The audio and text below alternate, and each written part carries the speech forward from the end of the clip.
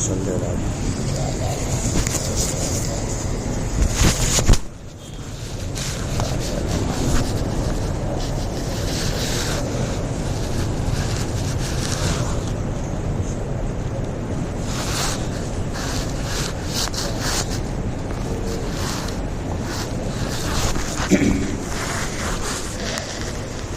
إن الحمد لله نحمده ونستعينه ونستغفره ونؤمن به ونتوكل عليه ونعوذ بالله من شرور أنفسنا وسيئات أعمالنا من يهده الله فلا مضل له ومن يضلله فلا هادي له وأشهد أن لا إله إلا الله وحده لا شريك له وأشهد أن محمدًا عبده ورسوله أما بعد فإن خير الحديث كتاب الله وخير الهدي هدي محمد صلى الله عليه وسلم وشر الأمور محدثاتها وكل محدثة بدعة وكل بدعة ضلالة وكل ضلالة في النار. قال الله تبارك وتعالى فصل لربك وانحر. تمام قسم کی تعریف توصیف کی بریائی بڑائی بزرگی اللہ وحدہ لا شریک کے لیے ہے، جس نے ہمیں ذی الحجہ کے یہ 10 عظیم دن عطا کیے. آج کا دن پورے سال کے تمام ایام پر سب سے زیادہ اہمیت رکھتا ہے، کیونکہ یہ ذی الحجہ کے ابتدائی 10 دنوں میں سے ہے اور اس میں صرف اور صرف آج ہی ایک دن ہے جو جمعہ کا دن ہے. لہذا آج کے دن کی اہمیت کو سمجھیں. خصوصیت کے ساتھ آج بعد نماز عصر تا مغرب ذکر و اذکار اور دعاؤں کا اہتمام کریں. اسے ضائع اور رائے گاں ہونے نہ دیں.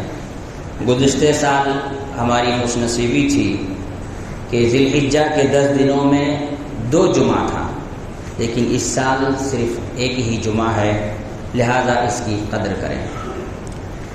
بھائیوں، دوستوں، بزرگوں، ماؤں اور بہنوں، آج عید الاضحیٰ کی مناسبت سے چند متفرق باتیں نصیحت کے طور پر آپ تمام کے سامنے لے کر کے حاضر ہوا ہوں. سب سے پہلی چیز ہے عیدین کی مناسبت سے ایک اہم ترین معاملہ عیدگاہ جانا. ام عطیہ رضی اللہ تعالی عنہ کہتی ہیں کہ رسول اللہ صلی اللہ علیہ وسلم نے ہمیں حکم دیا کہ ہم اپنے گھر کی عورتوں کو، بچیوں کو، بالغ ہوں یا نابالغ، سب کو لے کر کے عیدگاہ جائیں. کب؟ فی الفطر والاضحیٰ، عید الفطر اور عید الاضحیٰ کے لیے. تو بعض عورتوں نے پوچھا، اللہ کے رسول صلی اللہ علیہ وسلم نے فرمایا فَأَمَّا الْحُيِّضُ فَيَعْتَزِلْنَ الصَّلَاةَ. رہی وہ عورتیں جو حالت حیض میں ہیں، جن پر نماز حرام ہے، وہ نماز نہیں پڑھیں گی، کنارے بیٹھی رہیں گی. وَيَشْهَدْنَ الْخَيْرَ وَدَعْوَةَ الْمُسْلِمِينَ، اور وہ خیر میں شریک ہوں گی، مؤمنوں کے دعاؤں کا حصہ بنیں گی. معلوم یہ ہوا عیدگاہ میں حاضری دینا یہ خیر اور برکت کا ذریعہ ہے. کوئی اگر عیدگاہ سے دور رہتا ہے تو رسول اللہ صلی اللہ علیہ وسلم کی یہ حدیث جو صحیح مسلم میں امام مسلم رحمہ اللہ نے نقل کی ہے، وہ خیر سے محروم رہنے کی کوشش کر رہا ہے. لہذا ہم سب لوگوں کو چاہیے اگر بارش نہ ہو تو ایسی صورت میں عیدگاہ جا کر کے عید کی نماز ادا کریں. قلت، ام عطیہ رضی اللہ تعالی عنہ کہتی ہیں، میں نے کہا اے اللہ کے رسول صلی اللہ علیہ وسلم، احدنا لا یکون لها جلباب، ہم میں سے بہت سی عورتیں ایسی ہیں جن کے پاس حجاب نہیں ہے، جلباب نہیں ہے، برقع نہیں ہے، وہ کیسے جائیں گی عیدگاہ؟ اللہ کے رسول صلی اللہ علیہ وسلم نے فرمایا فَلْتُلْبِسْهَا أُخْتَهَا مِنْ جِلْبَابِهَا، اس کی بہن اسے اپنا کپڑا دے دے گی تاکہ اسے وہ پہن کر کے اوڑھ کر کے عیدگاہ میں حاضری دے۔ تو معلوم یہ ہوا عیدگاہ میں حاضر ہونا کتنا زیادہ اہمیت کے حامل ہے۔ ہمارے یہاں بہت سے لوگ عید الفطر میں عیدگاہ تو چلے جاتے ہیں، لیکن عید الاضحیٰ میں تھوڑی سستی کرتے ہیں، کہتے ہیں کہ قربانی کی جلدی رہتی ہے، اس کے وجہ سے محلے میں کہیں بھی کسی مسجد میں نماز ہو تو ہم وہاں پڑھ لیتے ہیں اور آ کر قربانی کرتے ہیں۔ میرے بھائی، یہ بات ہم سب کو یاد رکھنی چاہیے کہ قربانی کی سنت کی قربانی نہیں دینی ہے، جانور کی قربانی دینی ہے۔ رسول اللہ صلی اللہ علیہ وسلم کے حکم کو قربان نہیں کرنا، حکم ہے عیدگاہ جاؤ تاکید کے ساتھ، تو ہمیں وہاں جانا ہے اور وہاں سے آنے کے بعد ہمیں جانور قربان کرنا ہے، نہ کہ ہمیں رسول اللہ صلی اللہ علیہ وسلم کی سنت ہی کو قربان کر دینا ہے تاکہ ہمیں جلدی سے قربانی کرنے کا موقع ملے۔ جو لوگ عیدگاہ نہیں جاتے ہیں وہ خیر سے اپنے آپ کو محروم کرتے ہیں۔ دوسری بات یہ ہے کہ عیدگاہ میں آتے وقت ٹائم کا بھرپور خیال رکھا کریں۔ ہمارے یہاں یہی ہوتا ہے کہ 6:30 بجے کا ٹائم دیا گیا ہے تو 6:40 تک انتظار کرنا پڑتا ہے۔ یقیناً جو لوگ وقت پر آئے ہیں ان پر یہ ظلم ہے، جو پہلے سے آئے ہیں وقت پر آئے ہیں ان پر یہ ظلم ہے، لہذا اس قسم کی خطاؤں اور غلطیوں سے اجتناب کریں۔ عیدگاہ جاتے وقت جانے کے جو آداب ہیں، تکبیرات کا اہتمام کرتے ہوئے جائیں، اور چونکہ یہ عید الاضحیٰ ہے تو آتے وقت بھی تکبیرات کا اہتمام کریں۔ اسی طرح سے جاتے وقت بڑے بزرگ اگر ہوں تو اس کو سہارا دینے کی کوشش کریں۔ اس کے بعد عیدین کے عیدگاہ سے واپس آنے کے بعد ہماری جو عبادت ہے وہ ہے قربانی۔ یہ ایک اہم ترین عبادت ہے، عبادت کو عبادت رہنے دیں، دل کی تسکین، ریاکاری اور اسی طرح سے دکھاوے سے پرہیز کریں، کیونکہ اللہ کے رسول صلی اللہ علیہ وسلم نے فرمایا میرے امت میں دجال سے بھی زیادہ بڑا فتنہ اگر کچھ ہے تو ریاکاری ہے، کیونکہ دجال جب آئے گا تب اس کے لوگ اس سے متاثر ہوں گے۔ آج کا انسان دجال پر صرف اس طرح سے فتنے مبتلا ہو سکتا ہے کہ وہ دجال والی حدیث کا انکار کر دے، بس اس سے زیادہ وہ دجال کے معاملے میں فتنے میں نہیں پڑے گا۔ لیکن ریاکاری تو ہر زمانے میں ہر حال میں رہنی ہے، لہذا اس میں دو باتیں ہیں۔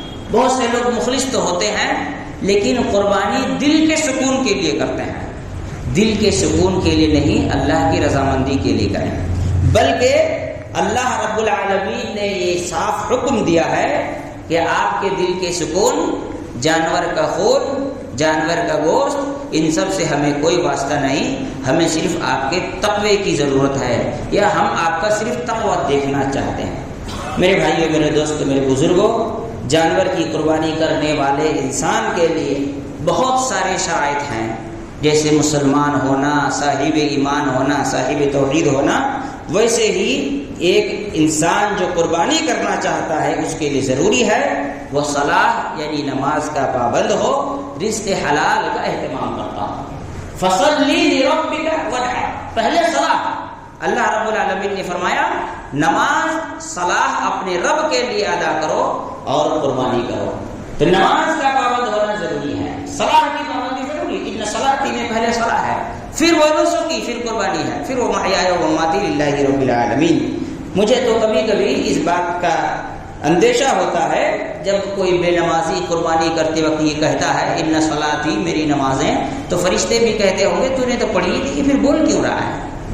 اس لیے اس بات کا خیال رکھیں۔ دوسری چیز رزق حلال۔ رزق حلال میں آپ یاد رکھیں ہر قسم کا حلال، یعنی ہر وہ کام جو حرام ہو، جس کے ذریعے سے آپ پیسے کماتے ہوں، وہ سارا کا سارا آپ اس سے پرہیز کریں۔ بہت ساری چیزیں، بہت سارے لوگ قرضہ لے کے نہیں چکاتے ہیں، وہ سمجھتے ہیں کہ میں نے کون سا حرام کمایا، بھائی بہنوں کا حق مار کے بیٹھے ہوئے ہیں، رشتہ داروں کا حق مار کے بیٹھے ہوئے ہیں، سمجھتے ہیں کہ جی میرا تو حلال ہی ہے۔ اور رزق حلال پر ابھی تو کچھ ویڈیو وغیرہ بھی بڑا وائرل ہو رہا ہے امام عیدین کا، جس میں انہوں نے ایک خاص قسم کے حرام کمانے والوں کا تذکرہ کیا، کال سینٹر کا۔ اب تو بھائی ان کا معاملہ ایسا ہے کہ پوری ایمانداری سے بے ایمانی کے پیسے سے میں نے ایمانداری کا کاروبار شروع کیا والا معاملہ ہے نا. تو وہ ایک حصہ ہے اس حرام رزق کا. کوئی حرام چیز اگر بیچتا ہے تو اس کی بھی کمائی حرام ہے. کوئی نماز چھوڑ کر کے بزنس کرتا ہے تو جس وقت تک وہ نماز ہوتی رہتی وہ کمائی کرتا ہے. بعض علماء نے لکھا اس وقت تک کہ وہ پوری کی پوری کمائی حرام ہے. لہذا کسی کو اگر اپنے عبادت کی حفاظت کی کرنی ہو تو اسے اس بات کا خیال رکھنا چاہیے کہ وہ ایسے لوگوں کا جو بے نمازی ہوں یا رزق حرام کماتے ہوں ان کے گوشت لینے سے سراسر انکار کر دیں. بصورت دیگر قیامت کے دن اللہ کے سامنے جواب دینے کو تیار ہیں. اسی طرح میں ہر مسئلہ قربانی کا نہیں بیان کر رہا ہوں، جہاں جہاں خطائیں ہوتی ہیں بس اس کی طرف اشارہ کر رہا ہوں. جانور دادا ہو، جانور اچھا ہو. عام طور پر اس معاملے میں لوگ گائے اور بکری میں غلطی نہیں کرتے، لیکن بہت سے گنے چنے لوگ ہوتے ہیں جو اونٹ کی قربانی کرتے ہیں وہ خطا کر جاتے ہیں. وہ اس کو اتنا دھیان نہیں دیتے، بس اونٹ ہونے سے مطلب ہے. اس لیے کہ ایک اونٹ محلہ میں آ گیا وہ ایسے ہی شور مچ جائے گا کہ فلاں آدمی اونٹ لایا. پھر میں کل رات میں نے 3 اونٹ دیکھے، تینوں کی چمڑیاں ہڈی سے چپکی ہوئی تھیں. اب وہ بیچ بھی رہا ہے اور لوگ خریدنے کے لیے لائن بھی لگا کر کھڑے ہوئے ہیں. تو میرے بھائیوں اس طرح کی قربانی اللہ کے رسول صلی اللہ علیہ وسلم نے منع کیا.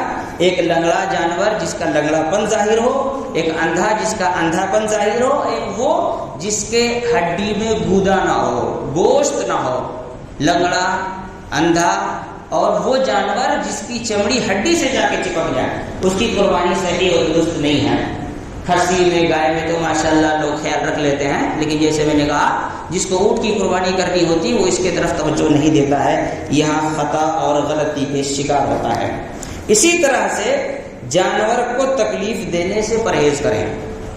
جانور کو تکلیف دینے سے پرہیز کریں. لے کے آتے ٹائم ایک بات میں بتاتا ہوں، آپ جتنا بھیڑ لگا کر جانور کو گاڑی سے اترتا دیکھیں گے جانور کو اتنی تکلیف ہوگی. وہ بیچارہ کہاں گاؤں دیہات میں کھٹال میں پلے بڑا ہوا جانور ہے، اتنی بھیڑ جب دیکھ لیتا ہے تو وہ اسی کو ڈر جاتا ہے. کیوں آپ ایسا عمل کرتے ہیں کہ جانور بیچارہ آپ کے لیے قیامت کے دن کہیں شکایت نہ کر دے کہ ان نالائقوں کی وجہ سے مجھے تکلیف ہو رہی تھی؟ کیا ضرورت ہے؟ تماشا تماشا. واللہ بتا رہا ہوں اگر جانور شرافت سے اتر کے گھر چلا جائے تو لوگ مزہ نہیں آیا. یعنی اٹھا پٹک دوڑ بھاگ 2-4 گرے کسی کی ہڈی ٹوٹے تب مزہ آئے گا. جانور کو تکلیف دینے سے پرہیز کریں کیونکہ یہ جانور بھی قیامت کے دن آپ کے خلاف اللہ رب العالمین کے ہاں مقدمہ دائر کرنے کی طاقت رکھتی ہے. انسانوں کو تکلیف دینے سے پرہیز کریں. جانور ایسے جگہ نہ باندھے جہاں سے چلنے کے لیے لوگوں کو دقتوں کا سامنا ہو، الا یہ کہ کوئی دوسرا جگہ ہی نہ ہو. باندھے تو اس انداز سے باندھے کہ لوگوں کو چلنے میں دقتیں نہ ہو. کہ پورا راستہ گھیر دیا جانور کو باندھے تو اس انداز سے باندھے کہ کچھ حصہ وہ گھیرے باقی حصہ لوگوں کے آنے جانے کے لیے رہے. یہاں ایک بات اور بتاتا ہوں، قربانی عبادت ہے، کوئی شوق پورا کرنے کی چیز نہیں ہے. لو بیٹا تم ذبح کر لو، لو بیٹا تم ذبح کر لو، لو بیٹا تم ذبح کر لو. واللہ بتا رہا ہوں ایسے ایسے لوگ گائے ذبح کرنے کے لیے ہاتھ میں چھری لے لیتے ہیں کہ اگر اس کو کھسی ذبح کرنے دے جائے تو اس کو 30 سے 40 سیکنڈ خالی چمڑا کاٹنے میں لگتا ہے. بعد میں بولتے چھری میں دھار نہیں ہے. بھائی چھری میں دھار ہے تو کچھ کھا، تیرے بدن میں طاقت نہیں ہے. اور وہ جب گائے ذبح کرتا ہے تو کتنا ٹائم لگاتا ہے. اللہ کے رسول صلی اللہ علیہ وسلم نے فرمایا ان اللہ کتب الاحسان علی کل شیء. اللہ تعالیٰ نے تمام چیزوں پر احسان کرنے کا حکم دیا ہے. آپ کی گاڑی ہے، کار ہے، بائک ہے، اس پر اوور لوڈ نہ کریں. اللہ تعالیٰ کسے بھی ناپسند کرتا ہے. آپ جانور لے کے آئے ہیں، ذبح کر رہے ہیں، اسی حدیث میں آگے رسول اللہ صلی اللہ علیہ وسلم نے فرمایا وَإِذَا ذَبَحْتُمْ فَأَحْسِنُوا الذِّبْحَ. جب جانور ذبح کرو تو اس کے ساتھ احسان کا معاملہ کرو، تکلیف نہ دو اس جانور کو. پھر آگے اللہ کے رسول صلی اللہ علیہ وسلم نے فرمایا کہ چھری کو اچھے سے تیز کر لو. وَلْيُرِحْ ذَبِيحَتَهُ. اپنے ذبیحے کو راحت پہنچاؤ. بھائی یہ عبادت ہے، شوق پورا کرنے کی چیز نہیں ہے کہ ہر کوئی چھری لے کر کے کھڑا ہو جائے، ہے نا، کہ گزشتہ سال بڑے بھیا ذبح کیے تھے، اس سال ہم ذبح کریں گے۔ ذبح کرنے والا آدمی نمازی ہو، نیک ہو، اچھا انسان ہو، ہر کسی سے جانور نہ ذبح کروائیں۔ پتہ چلا کہ وہ منہ میں کچھ گندگی چبا رہا ہے اور جانور بھی ذبح کر رہا ہے۔ اس طرح کے حرکتوں سے باز رہیں۔ اسی طرح سے جب جانور ذبح کی جائے تو شور شرابے سے پرہیز کریں۔ شور شرابہ، لوگ چلاتے ہیں، شور شرابہ کرتے ہیں، ہو سکتا ہے اسی شور شرابے میں بسم اللہ بولنا بھول جائے بیچارہ، پھر کیا ہوگا؟ بسم اللہ نہیں بولا، بنا بسم اللہ کی ذبح کیا، سب کچھ گیا، کچھ بھی نہیں بچا، پھر اس کا گوشت کھانا حلال ہوگا نہیں؟ اور اتنی جو محنت کی وہ کیا ہوگا؟ جانور ذبح کرتے وقت اس کی ویڈیوگرافی، فوٹو کھینچنے سے پرہیز کریں۔ اپنے نہیں میں شیئر نہیں کروں گا، بھائی فوٹو کھینچ لیا ہے، کہیں نہ کہیں سے پھسلے گا تو اپنے بھائی کو بھیج دے گا، تو اپنی بہن کو بھیج دے گا، کہیں نہ کہیں سے پھسل جائے گا۔ بچو اس چیز سے جو سامنے تمہارے لیے مصیبت کر رہی ہے۔ کیا ضرورت ہے ذبح کرنے والے جانور کی فوٹو لینے کی، ویڈیوگرافی کرنے کی؟ اس سے ہر حال میں پرہیز کریں۔ آپ اپنے ہی ہاتھوں سے اپنی مصیبتوں کو نہ دعوت دیں۔ یہ ویڈیوگرافی اور فوٹوگرافی بہت مصیبت کی چیز ہے۔ آدمی نماز پڑھتا ہوا، آدمی افطار کرتا ہوا، آدمی دعا کرتا ہوا، وہاں بھی قبرستان میں بھی کچھ تو اللہ رب العالمین سے ڈرو، کچھ تو اللہ رب العالمین کے سامنے حاضر ہونے کے لیے تیاری کرو۔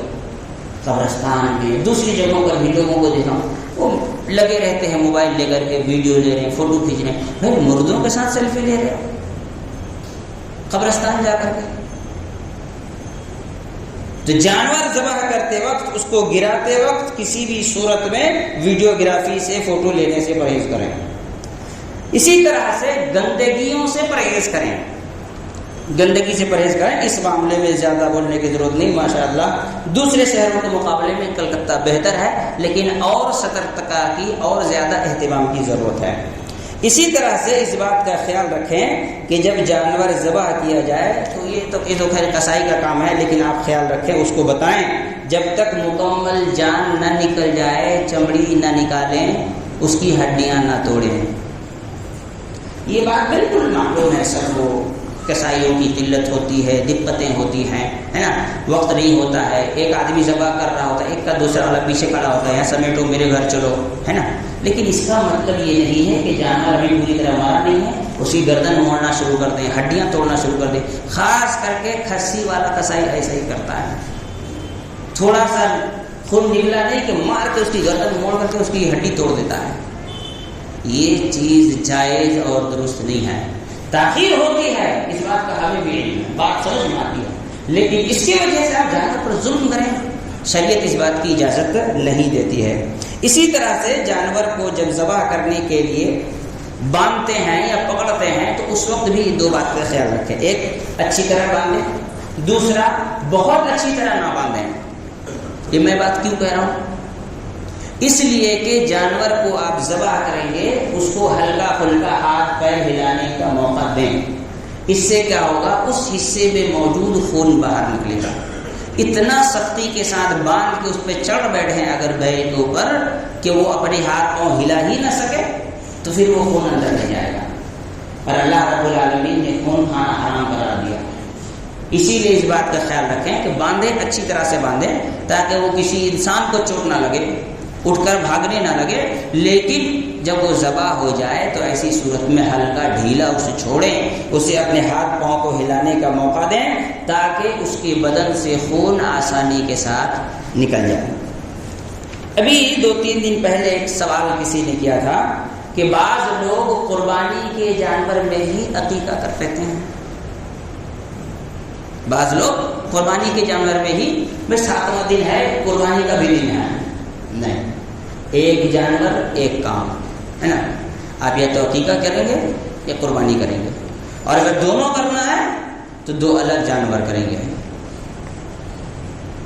2 الگ جانور ہوگا، بھلے ایک دن 2 جانور ہو رہا ہو، لیکن ایک ہی جانور میں عقیقہ اور قربانی نہیں کیا جا سکتا. میرا عقیقہ بچپن میں نہیں ہوا، میں آج پہلی بار زندگی میں کمائی کر کے پیسہ لایا ہوں، میں چاہتا ہوں کہ اسی میں قربانی اور عقیقہ دونوں کر لوں. بھائی تیرے اوپر عقیقہ واجب نہیں ہے. بات خیر سمجھ رہے ہیں؟ جو چیز واجب نہیں ہے، وقت گزر چکا ہے، اس چیز کے لیے کیوں سنت کی مخالفت کرنا؟ نبی کی سنت کو کیوں ذبح کرنا؟ شریعت کی کیوں مخالفت کرنا؟ اسی لیے عقیقے کے جانور ہی میں قربانی ہو، یہ بالکل سنت کی مخالفت ہے. آپ عقیقہ کرنا ہے آپ کو، آپ کے بچے کا، کسی کا جس کا بھی عقیقہ کا دن پڑ رہا ہو، اس کے لیے جانور الگ رکھے ہیں، قربانی کے لیے جانور الگ رکھے ہیں. اسی طرح سے اس بات کا خیال رکھا جائے جس کا بالکل بھی اہتمام نہیں ہوتا ہے کہ ایک گلی میں اگر 2-3 جانور ذبح ہوتے ہوں تو ایک جانور کے سامنے دوسرا ذبح ہو جاتا ہے. اللہ کے واسطے رسول اللہ صلی اللہ علیہ وسلم نے فرمایا، ایک جانور کو جب دوسرے کے سامنے ذبح کر رہے تھے، کہا تم دوسرے والے کو 2 بار ذبح کیوں کر رہے ہو؟ کیا تم اس کو 2 بار ذبح کرو گے؟ اسی لیے ایک جانور کے سامنے دوسرے جانور کو ذبح کرنے سے پرہیز کریں، اس سے بچیں. شریعت کی مخالفت ہے، رسول اللہ صلی اللہ علیہ وسلم کی مخالفت ہے. اسی طرح سے اس بات کا خیال رکھا جائے کہ آدمی جب عقیقہ کرنے والا، کیا کہتے ہیں، قربانی کرنے والا گوشت وغیرہ تقسیم کرتا ہے تو کسی غیر مسلم کو قربانی کا گوشت دینے کی ضرورت نہیں ہے. کسی غیر مسلم کو قربانی کا گوشت دینے کی ضرورت نہیں ہے. یہ آپ کی عبادت کا حصہ ہے، اسے آپ خود کھائیے، رشتہ داروں کو کھلائیے، اپنے مسلمان بھائیوں کو کھلائیے. اسے غیر مسلموں تک پہنچانے کی بہت زیادہ روادار اور کھلے دل کا، کھلے مزاج کا ہونے کی ضرورت نہیں ہے. اس سے بھی پرہیز کریں، اس سے بھی پرہیز کریں. میرے بھائیوں، میرے دوستوں، میرے بزرگوں، قربانی میں یہ ساری کچھ بنیادی چیزیں تھیں جو مجھے آپ کو یاد دلانا تھا. اللہ رب العالمین سے دعا، اللہ تعالی ہم تمام لوگوں کو ان 10 دنوں میں خوب عبادت کرنے کی توفیق عطا فرمائیں، ان 10 دنوں کی حفاظت کرنے کی توفیق عطا فرمائیں، ان 10 دنوں میں تلاوت قرآن کی توفیق عطا فرمائیں، خوب زیادہ دعا کرنے کی توفیق عطا فرمائیں، روزہ رکھنے کی توفیق عطا فرمائیں. عرفہ کا روزہ اس کی بڑی فضیلت ہے، اللہ تعالی ہمیں عرفہ کا روزہ رکھنے کی توفیق عطا فرمائیں. الہ العالمین ہم تمام مسلمانوں کو خلوص عطا فرما، للہیت عطا فرما، تقوی عطا فرما، خالص تیری رضا کے لیے قربانی کی توفیق عطا فرما. الہ العالمین جتنے بھی مسلمان اس قربانی کے مناسبت سے مصیبتوں کا سامنا کر رہے ہیں یا کرنے والے ہیں، الہ العالمین تو ان تمام لوگوں کی حفاظت فرما. الہ العالمین جتنے بھی مسلمان پریشان حال ہیں ان کی پریشانیوں کو دور فرما، جو مریض ہیں ان کو شفا عاجلہ کاملہ عطا فرما. الہ العالمین جتنے بھی اولاد ہیں انہیں والدین کی خدمت کی توفیق عطا فرما. الہ العالمین جو بزرگ ہیں انہیں اپنے چھوٹوں پر، اپنے بچوں پر شفقت کی توفیق عطا فرما، بچوں کو اپنے بڑوں کی تعظیم اور عزت کی توفیق عطا فرما. الہ العالمین جتنے بھی مسلمان اس دنیا سے رخصت ہو گئے، الہ العالمین تو سے کروڑ جنت نصیب فرما. ہم تمام مومنین کو توحید پر قائم رہنے کی توفیق عطا فرما، شرک سے بچنے کی توفیق عطا فرما، سنت پر عمل کرنے کی توفیق عطا فرما، بدعات سے اجتناب کی توفیق عطا فرما. الہ العالمین ہم تمام لوگوں کی روزیوں میں برکت عطا فرما. جو بے شادی شدہ ہیں ان کے شادی کا انتظام فرما، جو بے اولاد ہے ان کے اولاد کا الہ العالمین تو انتظام فرما. اقول قولی ھذا واستغفر اللہ لی ولکم ولسائر المسلمین من کل ذنب واستغفروہ انہ هو الغفور الرحیم.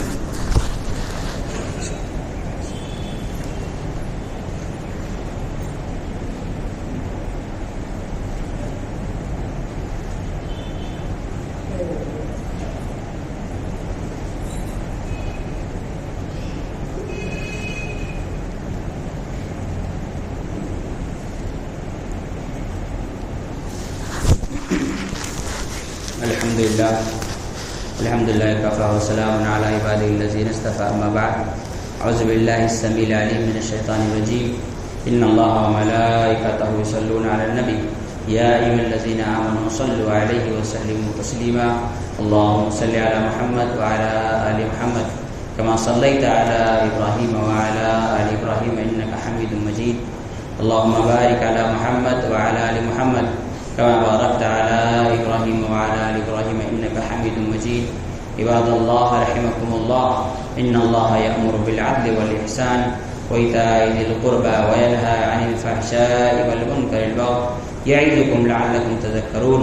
اذکروا اللہ یذکرکم وادعوہ یستجب لکم ولذکر اللہ تعالی اعلی و اولی و اجل و تم و اکبر واللہ یعلم ما تصنعون.